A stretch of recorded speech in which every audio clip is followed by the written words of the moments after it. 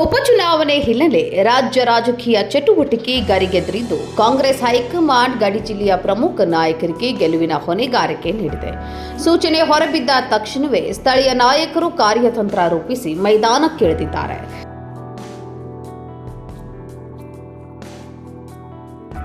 ಬಾಗಲಕೋಟೆ ಉಪಚುನಾವಣೆಯಲ್ಲಿ ಪಕ್ಷವನ್ನು ಗೆಲ್ಲಿಸುವ ಜವಾಬ್ದಾರಿಯನ್ನ ಸಚಿವ ಸತೀಶ್ ಜಾರಕಿಹೊಳಿ ಅವರಿಗೆ ನೀಡಲಾಗಿದೆ. ಇದೇ ವೇಳೆ ದಾವಣಗೆರೆ ಕ್ಷೇತ್ರದಲ್ಲಿ ಗೆಲುವಿನ ಹೊಣೆಗಾರಿಕೆಯನ್ನ ಸಚಿವೆ ಲಕ್ಷ್ಮೀ ಹೆಬ್ಬಾಳ್ಕರ್ ಅವರಿಗೆ ಹಂಚಲಾಗಿದೆ. ಈ ಎರಡೂ ಕ್ಷೇತ್ರಗಳಲ್ಲೂ ಪ್ರಚಾರಕ್ಕೆ ತೂಕ ಹೆಚ್ಚಿಸಲು ಮಾಜಿ ಉಪಮುಖ್ಯಮಂತ್ರಿ ಲಕ್ಷ್ಮಣ ಸವದಿ ಅವರನ್ನ ಸ್ಟಾರ್ ಪ್ರಚಾರಕರಾಗಿ ನೇಮಕ ಮಾಡಲಾಗಿದೆ. ಸಂಘಟನಾ ಸಾಮರ್ಥ್ಯ ಮತ್ತು ಚುನಾವಣಾ ಅನುಭವವನ್ನು ಗಮನದಲ್ಲಿಟ್ಟುಕೊಂಡು ಈ ಮೂವರಿಗೆ ಜವಾಬ್ದಾರಿ ನೀಡಲಾಗಿದೆ ಎಂದು ಪಕ್ಷದ ವಲಯದಲ್ಲಿ ಹೇಳಲಾಗುತ್ತಿದೆ. ಜಿದ್ದಾಜಿದ್ದಿನ ರಾಜಕೀಯ ಹೋರಾಟಗಳಲ್ಲಿ ತಮ್ಮದೇ ಛಾಪು ಮೂಡಿಸಿರುವ ಈ ನಾಯಕರು ಮತದಾರರನ್ನ ಸೆಳೆಯಲು ವಿವಿಧ ತಂತ್ರಗಳನ್ನು ರೂಪಿಸುತ್ತಿದ್ದಾರೆ.